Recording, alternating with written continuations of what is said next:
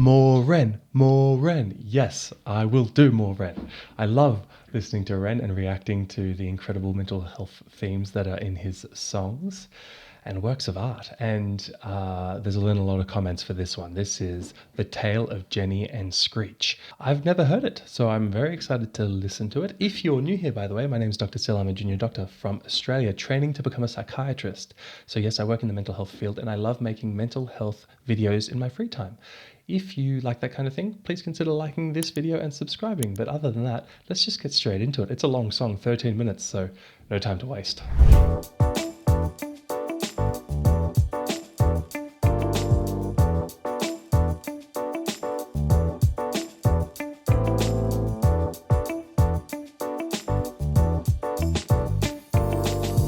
Ooh, I'm so excited. Let's go.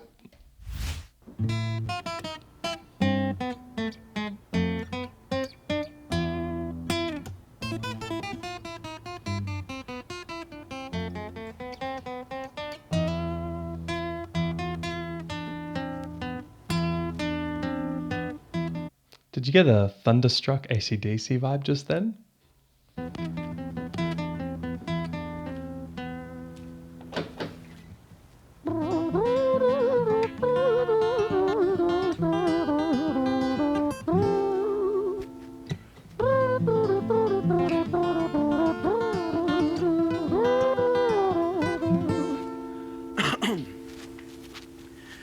It was a quiet, dark night in an empty street, somewhere in London City.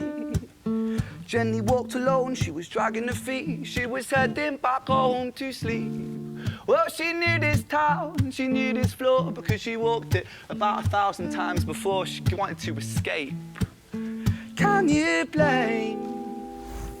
Well, on the very same night, in a different place, there walked this hooded young youth by the name of James. He was 14 years old and out of his brain, he'd been smoking ganja with the boys. James, he grew up to be a kid of the street. His mates called him Screetch, he was quick on his feet. He was a liar, a thief, at 14 years old, the devil had set his sights on his soul. As Jenny walked home all alone, she felt scared. Usually she was alright, but it was like there was something in the air. A divine intervention telling her to beware, maybe intuition bugging her and making her so scared. Sirens sound in the distance at the beat of Jenny's feet. A symphony of the night that echoes crime on London streets. Jenny turns a corner, their eyes they meet. Our poor girl Jenny, a boy named Screetch. Give me all your money, bitch, give it to me. If you cooperate, then you'll soon be free. I want your purse, your phone, don't fucking look at me. I mean it, bitch, are you listening to me? Jenny freezes statue like a lady shakes stalactite. Feel like liquid nitrogen in the dark night. She tried to find strength to move, but stayed as still as a statue in high-heeled shoes. What the Ho, ho, ho. Okay, 2 minutes in, so I thought I should at least pause to say something, which is a funny thing. You know, in therapy, sometimes the client or the patient is doing so well just by themselves that as the therapist, you might feel a little bit useless. And so you just kind of say something just to feel like you're adding some value, but really you don't even need to. You can just sit there and nod and they're doing all the work for you, you know, well, for them really. That's how I feel in this song. I mean, there's nothing to say. This is just awesome. But there is some things to reflect on. First of all, you know, young kid, homelessness, weed, it's all a bad mix. When we look at outcomes of mental illness, I guess the first thing to say is weed and psychosis are a terrible mix. Weed does bring psychosis. So if someone is going to get schizophrenia, weed will make it start earlier and it'll provoke psychosis. So it can make people very paranoid. It can make people have auditory hallucinations. And it's usually the THC in weed that does that. And a lot of synthetic weed that's grown in, you know, hydro labs has a lot of THC in it. Naturally grown weed actually has more of a balance between CBD and THC. And CBD is actually kind of anxiolytic and antipsychotic. But the THC chemical is very propsychotic. So natural weed actually has more of a balance between the two chemicals. It has like a propsychotic and an antipsychotic effect. But the stuff you get on the street, that ganja, that is pro-psychotic, and I've seen many people with psychosis because of weed. And if you have a psychotic illness like schizophrenia, it's a terrible idea. There's just no defensible position really to smoke weed with a chronic psychotic disorder. And if people say it helps with sleep or whatever, then that's, there's other ways that are better to use weed. The other thing to say about weed is it shouldn't be used in teenage years. It causes a kind of a laziness in people that can be very destructive to teenagers and developing people. You should really, use it sparsely. You need to have a career, know what you're doing with your life, have direction. Because if you just smoke weed, then you'll just won't develop those necessary things. It's not a good way to manage anxiety. It just puts things off. Anyway, if you got this guy who's psychotic and what we're starting to see is a cycle of crime here. People get addicted to drugs, then they need to perform crime in order to get the money to fund those drugs. And you see it with heroin and meth and weed, where obviously this 14-year-old kid needs to put, to rob someone. And what do we see in our friend Jenny? We see the fight and flight response, right? But we see actually the third option that's not talked about. We see the freeze, fight, flight, and freeze. And this is a thing that's not talked about enough, the freeze response, because this is where a lot of people get regrets and PTSD, in warfare, when they see their buddies getting shot and they freeze and they can't help. The freeze is where a lot of regrets happen. If you fight or you flight, at least, you felt you did something, but running away might also cause PTSD or regrets or guilt. But freezing is very common. I think I would get the freeze response as well. I think that line, "Don't fucking look at me," that's an interesting line, because surely you're thinking, yes, maybe what the perpetrator is saying is, "Don't look at me because I don't want you to be able to identify me if you talk to the police." But my psychodynamic thinking is also around shame. When you make eye contact with me, that makes me real in your mind. That makes my acts, liable to your judgment. And so don't look at me because I'm ashamed of what I'm doing. And if you look at me, it makes it real. Whereas if you don't look at me, then this can just be a blur. So that's what I think might be happening as well. And that was a sweet line. Frozen like a lady-shaped stalactite. I mean, that's just a good line, isn't it? Let's crack on. To find strength to move but stay still as a statue in high-heeled shoes. What the hell you playing at? You playing games with me? I swear to fucking God, I'll slice the rosy off your cheeks. You think I don't mean it, go? You don't know me. The last thing you see will be a boy code. Screetch reached with the sheath of the blade, with the teeth that could bite through steel and slice concrete. And he swung possessed with the devil in his chest, and the statue she was turned to butter in her breath.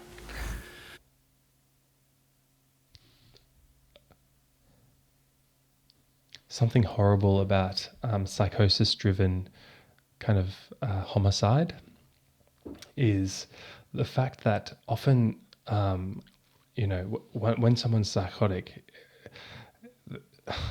there's no ability to control the behavior, and often they think the behavior is the right thing to do.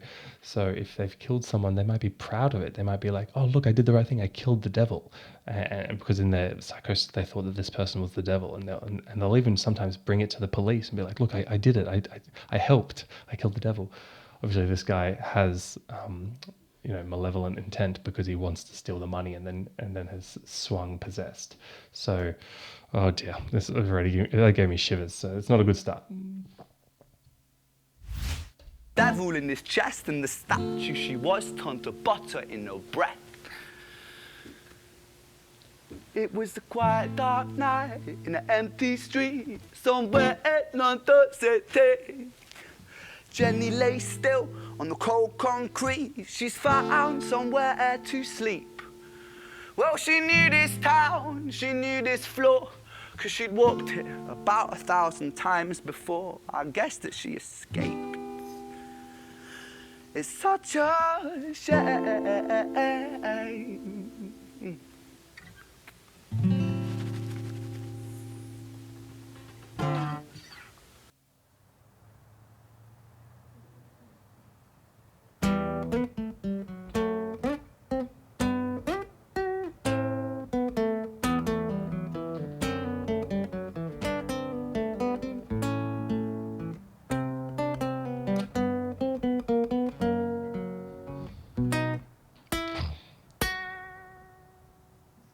So talented.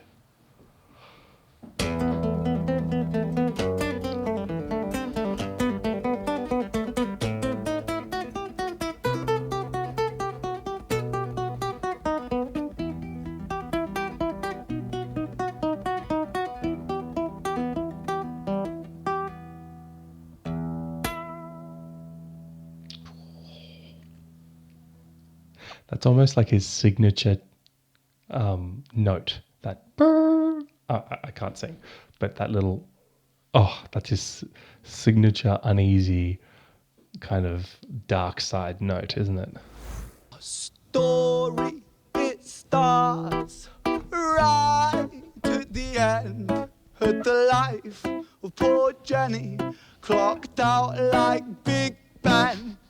Dear Screetch, dear boy, where did he go? He melted into the black night just like snow. Patrick, man, let me in, please open the door. I think I fucked up, Patrick, really fucked up, man, I'm not sure. I got crazy, left this lady lying still on the floor. I think I killed her, Patrick, come on, man, I can't knock no more. But Screetch kept on knocking till his knuckles became sore. But there's no sign of Patrick down at number 54. No refuge for our villain, for the bitter hands of fate, with something far more sinister in mind that does away.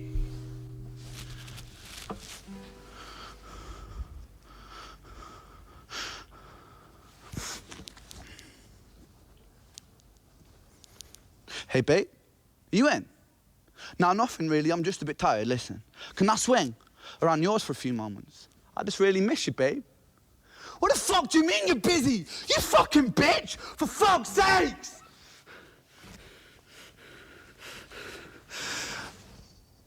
Siren sounds approaching like a banshee in the night. The shrill cry of justice cutting like the sharpest knife. But Screetch was never one to run, not one to miss a fight. One hand upon his blade, he turned to face the blue lights. Come on then, you fucking cunts, let's fucking have you then. I am Screetch, I'm the boss, I'm the ender of men. You think that uniform you're wearing means that you own these streets? These are my fucking streets, and they call me fucking Screetch. Richard was an officer who stood at 6'3", working London on the night shift. What he didn't think he'd see was a boy running at him like an animal possessed. With no time to hesitate, he fired 4 bullets at Screetch's chest.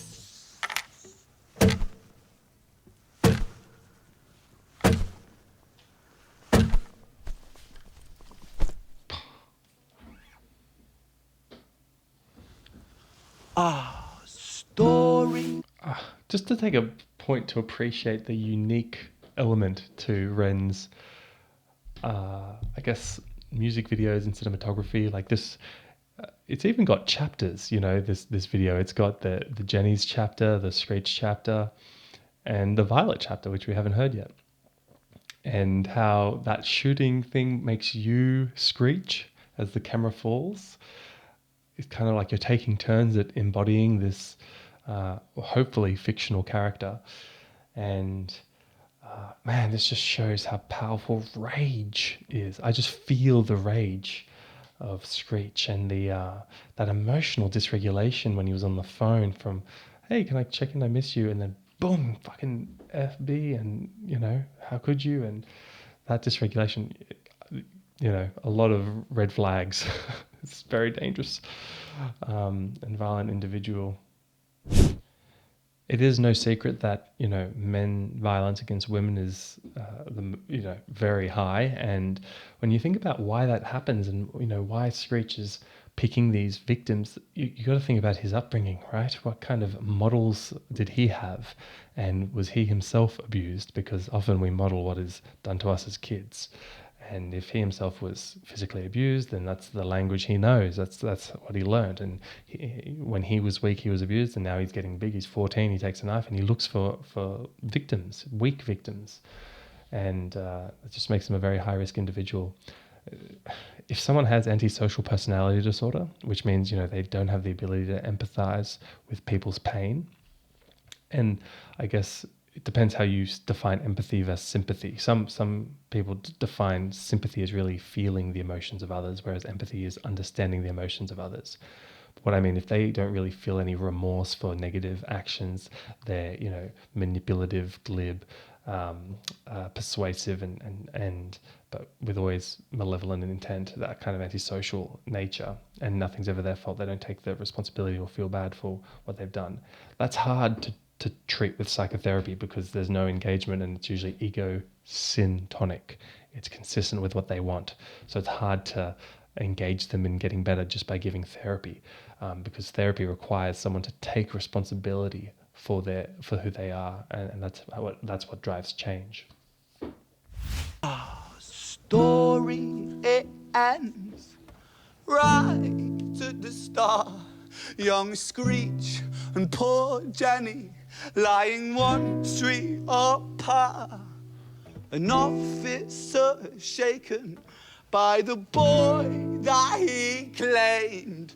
2 bodies lay lifeless, and it's such a shame. It's such a shame.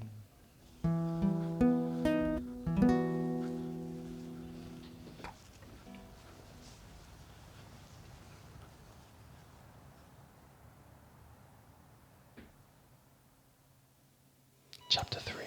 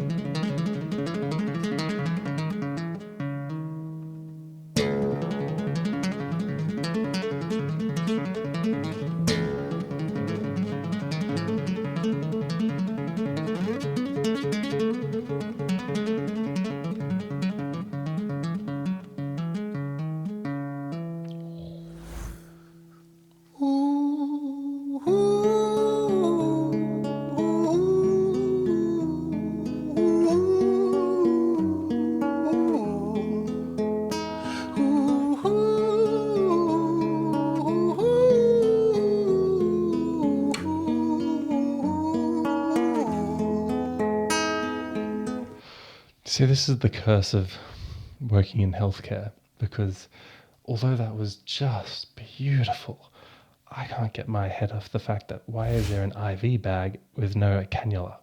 Like, where's that fluid going? You know? I'm just kidding. I could totally appreciate how beautiful that was.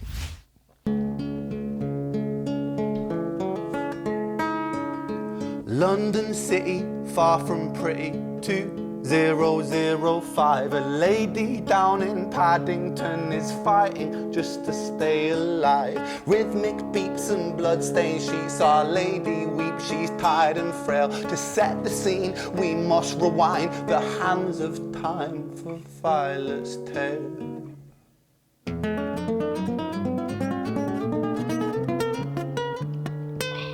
What a cool effect.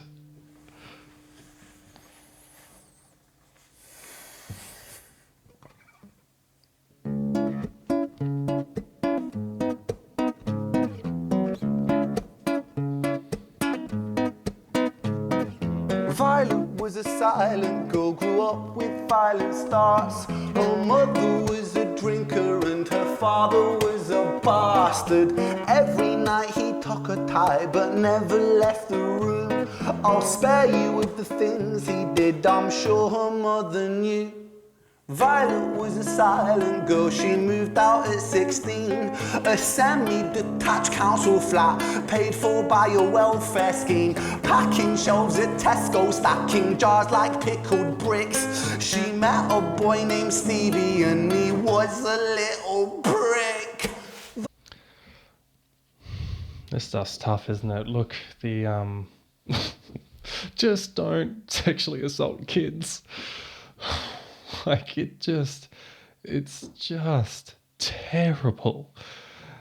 It's all terrible. Also, kids are the definition of vulnerability. They are completely dependent on adults.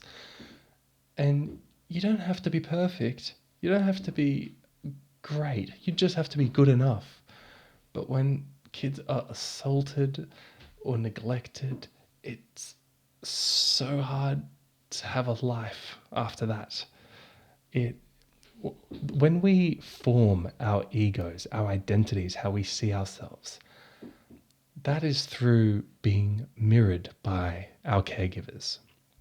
And so when your caregivers are the ones assaulting you, that creates fragmentation of the self. There's no possible way a kid can form a logical narrative that is that this person loves me, I am valuable, but also I'm getting abused. And that does happen where the caregivers are the ones that provide care but also abuse the child. And that kind of forms of that is such a disorganized way to treat a child that it forms a disorganized self in the child, right? So having a disorganized self means you will not have emotional regulation, okay? Because to regulate your emotions, you need to have a cohesive self and healthy defense mechanisms. But for very complex psychodynamic reasons that take hours to go through, that's just not what happens when a kid is subject to this kind of thing that Violet has been subjected to. Look, the most, dissociative identity disorder happens, and it's mostly women who are, the majority of people with a dissociative identity disorder. So this is people who feel they have different components to their identity. That is the kind of typical manifestation of fragmentation at its worst, is when someone says, "Oh, that's not me. I'm violent. Sometimes I'm Jenny. Sometimes I'm Screetch." Those are just the names that came to me, but having different personas or personalities within one person. Because what happens is the kid forms one personality to receive abuse and another personality to receive care, because they can't be the same person having both. That doesn't make sense to the child's mind. Obviously, it's so fragile. This makes me so angry. Yeah, and that's why welfare is important. We do need to have some government body to assist people whose parents have,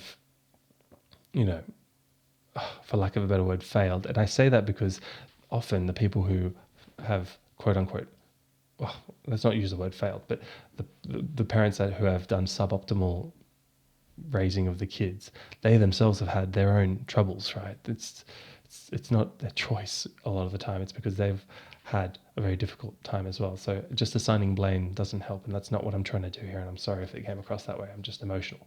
But we need very good welfare social supports in order to help buffer the stress that low socioeconomic people have. But by no means is it low socioeconomic only. There's a lot of very wealthy families that have this kind of problematic dynamics. Let's keep going. He was a little prick. Violet was a silent girl, and Violet, she fell fast. See, Stevie was the wrong one, but he sure knew how to charm her. Just as a point here, she's fallen in love with someone who probably okay, first things first. We model our current relationships based off of our past relationships. Okay, it's called transference, countertransference. It's our neural pathways. If you've been raised in an abusive household, you might find yourself in abusive relationships. Freud called this repetition compulsion. Other psychotherapists have called it other things. It's a pretty well accepted phenomena. If you've never seen something, you will go to the familiar. So if you haven't seen a healthy relationship, it's very hard for you to want a safe guy. That's why a lot of girls like the bad guy. Anyway, that's all I'm saying about that. Night he took her tie, but never left the room. History repeats itself. He paint her black and blue and dark. She never stood a chance. The devil comes to dance. Violet, why are you always so quiet? Oh on her bedroom door and he's irate. He's been drinking and smoking, he's up late. And he stands by her bedside, she shakes, but her eyes stay shut. You fucking slut, I know you're up. And he pinches her eyelids and folds them up. Violet, why are you lying to me, Violet? She stays silent, things turn violent. That's the sound of his fists when they fall like a crashing pilot. Hit like hailstones, one to the collarbone, full force, full blown, blood's black bone, crack, knick, knack, paddy whack, one to the jaw and the tooth spat, detached fist connects and disconnects a bone. A quick deflect to misdirect the blow, but nonetheless his punches met her throat. Such a mess he's left her bruised and broke. Violet, why you always so silent, Violet? Why you such a little liar, Violet? Do you think I wanna do this, Violet? In character, she stays silent. Well, say something, Violet. Silence. Fucking say something, Violet. Silence. Wait. Say something, Violet. Not one word. She stays quiet.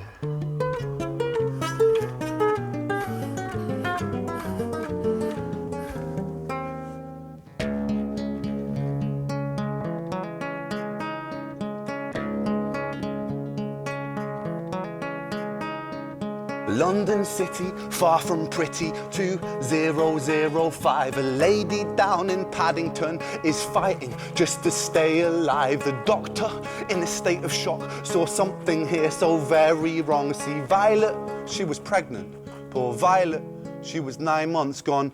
Turning to the doctor, Violet broke her silence and she cried, if I'm to die right here tonight, please let my baby stay alive. The doctor soon regained composure, called the surgeon to come in. As Violet's world turned to black, the curtains closed, the lights went dim. In London City, far from pretty, 2005. A lady down in Paddington just lost the fight to stay alive. A tragedy or a miracle, it happened on these very streets. Two twins are lying side by side. A girl named Jenny and a boy named Screetch.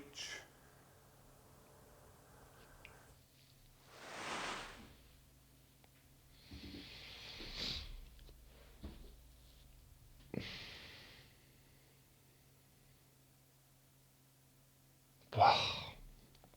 That brings up a lot, doesn't it? Anyone who's worked in emergency medicine has, for long enough, you see victims of domestic abuse come in. You see mums die. I don't know, maybe not everyone. I've seen some people who are pregnant. I've seen 2 women who are pregnant die in their pregnancy. And I was involved in their resuscitation and stuff. Doing cardiac compressions and moving the fetus off of the aorta and that kind of stuff, just junior doctor stuff. So that brings up a lot. Wow, that song should have a trigger warning, but no, that's a really beautiful piece of art, and what a full circle song to kind of go back to the origin of Jenny and Screetch, who were brother and sister, twins.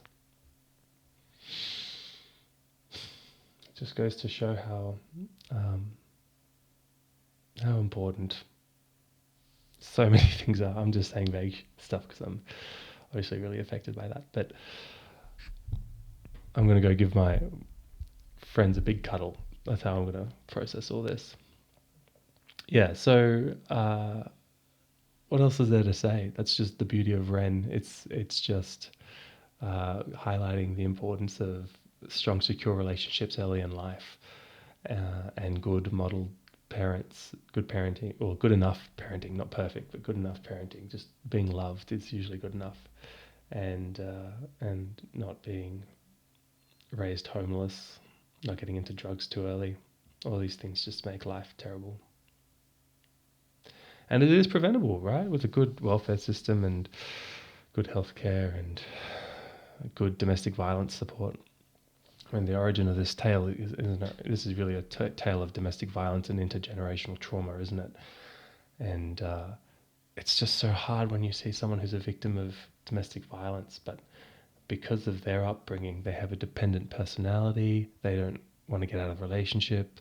You know, he's changed, all these things you hear, and there's nothing we can really do if someone doesn't want to leave the relationship. You can't force someone out of a relationship. It has to come from them.